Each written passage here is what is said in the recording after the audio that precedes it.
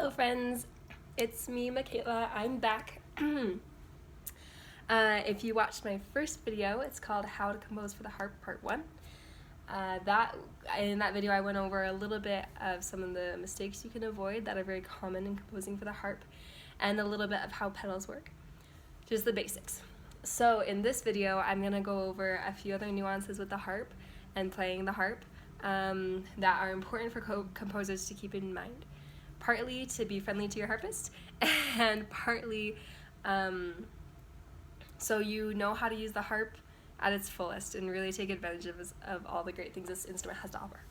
So one thing to keep in mind, the harp is somewhat similar to the piano in the way that you compose and notation, right? But there are a few differences that are important. One of them is that harpists don't use their pinkies. We don't use these ever. We don't use pinkies. So we only use 4 of our 5 fingers, not 5 like a piano. We just use 4. The pinky is just not long enough or strong enough, so we don't use it. So that means that when you notate, you want to try and group things in groupings of 4 instead of 5 like you do on the piano. You want to do 4. So, for example, if you're doing arpeggios, right now, just so you know, my my pedals are in the key of B flat. So if you're doing an arpeggio, here I am in B flat. See how nicely my 4 fits. Wow, that fits so nicely, my 4 fingers. There's a full arpeggio, one with the bottom hand, I know it's hard to see, and one with the top hand, the right hand. Left, right. So you just want to keep that in mind because it's really kind of weird for harpists to see groupings of 5. And it also means that's just how big of a chord they can play. So a harpist can technically only play up to 8 notes at once, right? Here I am. That's just 8 notes. What you can do if you want is you can roll your chord, which can give you a little bit more flexibility with how many notes you have in your chord. This happens a lot because rolling just tends to work really well in the harp, and in classic harp, sometimes they just rolled everything anyway. So, and sometimes harpists just will. So, rolling sounds pretty nice. So, for example,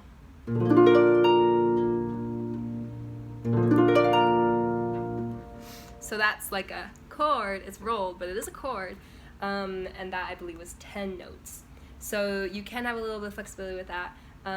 If you want it to be huge, you can do hand over hand like twice, probably is the max that I would do, especially because the harp just isn't that big. You know, my hands only can go so far. So that's one thing to keep in mind. With that, there's actually a little more liberty than the piano because the strings are very close together.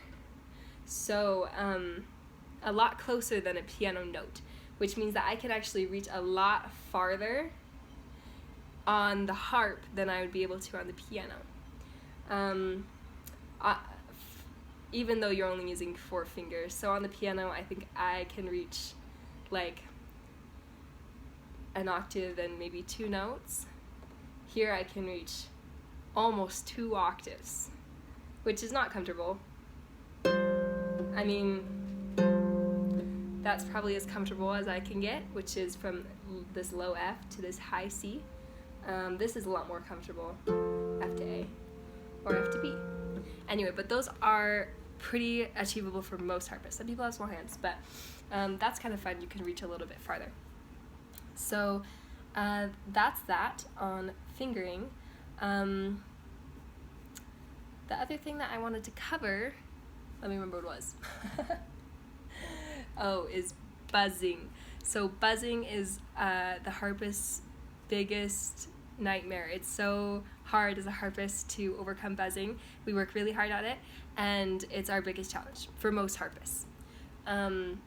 So if you would like to be friendly to your harpist, obviously you don't have to do this because it's the harpist's job to figure out how to play it without buzzing and just do a good job of it. But if you would like to be friendly, I'll just show you kind of some of the chord combinations of notes and things and rhythms that causes buzzing, or not necessarily causes, but makes it more likely, so that if you feel friendly, you can avoid them. One of them is repeating notes.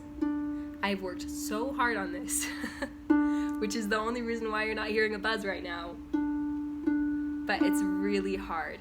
And you can even hear probably a little tap right between. Like I said, I have literally spent hours just playing one note, trying to not get that buzz, which is why it sounds good. But especially for amateur harpists, that's really hard to do. So maybe don't just put a bunch of notes repeating. Another thing is the harp. This is why it's so hard. The harp just rings, right? This will just ring for a long time. And so it's still vibrating, and then I'm going to put my finger there again.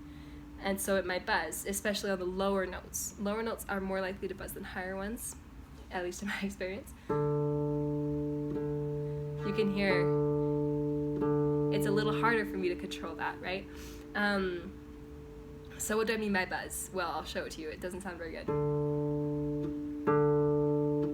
Hear that buzz? The worst one is when it's with the fingernail on the back of the hand.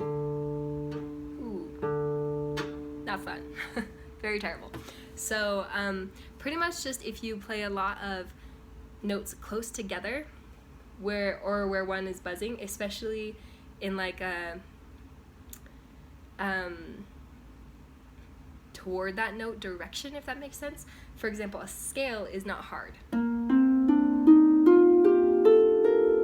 Usually.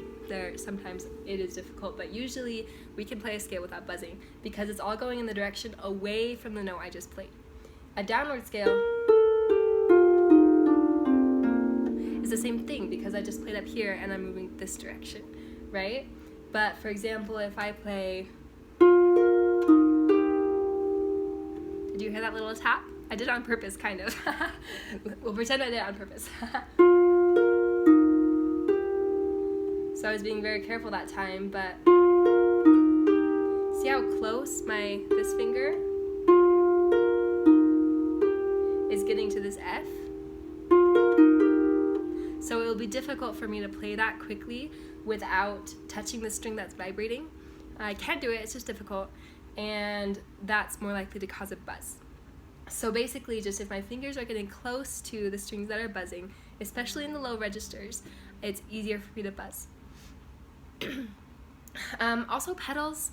I mentioned pedals a little bit last time. Pedals have a tendency to buzz sometimes if I play a note that's already ringing. If I change a note that's already ringing. So here's what that sounds like. It's not very fun. You can hear it a lot, and it doesn't sound good unless that's what you're going for. So harpists themselves can put muffles in to avoid that, but it's just something to keep in mind that if you have a note that's ringing and you're going to want to change a pedal like immediately after it, like if I'm going to play F and then an F sharp somewhere else shortly after, it's going to be hard for me to not have that buzz, or even just that noise of you can hear the note changing. So that's something to keep in mind.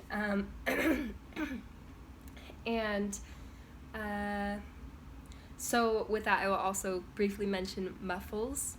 Like I said, the harp just vibrates and vibrates, especially some of these low notes. They'll go for a super long time. So we often will just put in muffles ourselves because composers don't always do it. But it's something that you can kind of play around with if you want.